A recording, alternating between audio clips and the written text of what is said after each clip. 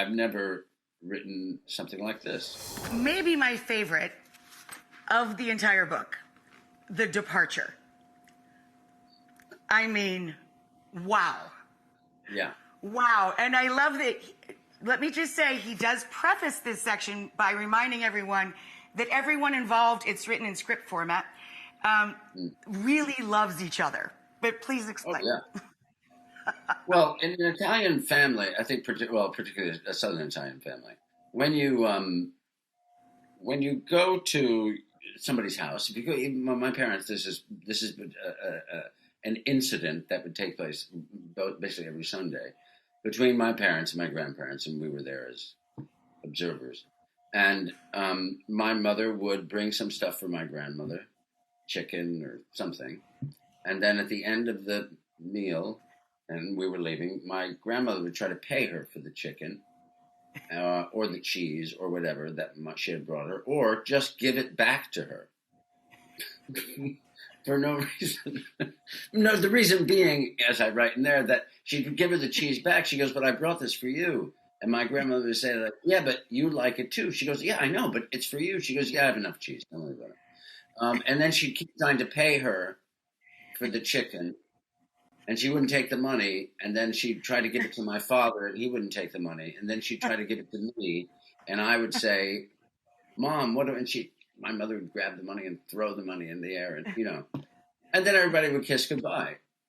So it was the barter one of the thing. funniest. Yeah, I'll never, ever. It plays like a movie. It's so real. You see.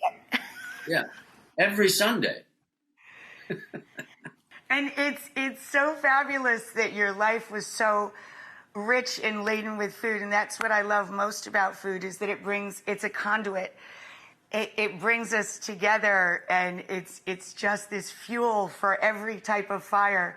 When I met Felicity, my wife Felicity, we started dating, and oh, there she is, and and we realized we love food. We both love food. I met her at her sister's wedding, and we started dating when started working in London. And then when I would come to visit her, we would always go out to restaurants and we would cook together. And this wonderful, kind restaurateur gave us a tour of his kitchen, and we saw these two pheasants, dead pheasants, in the corner.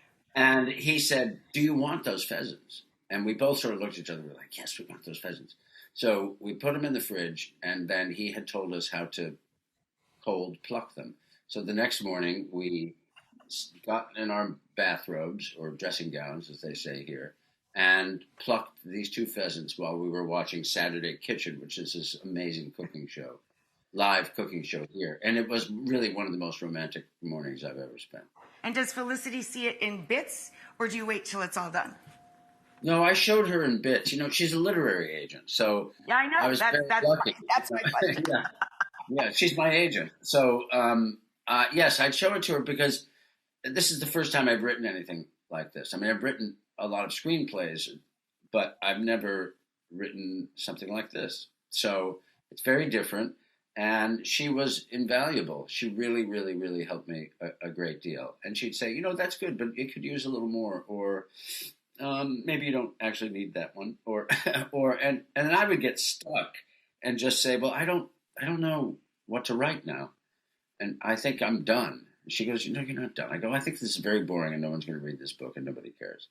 And she'd say, "No, tell me this. Remember the story you told me about the blah blah blah.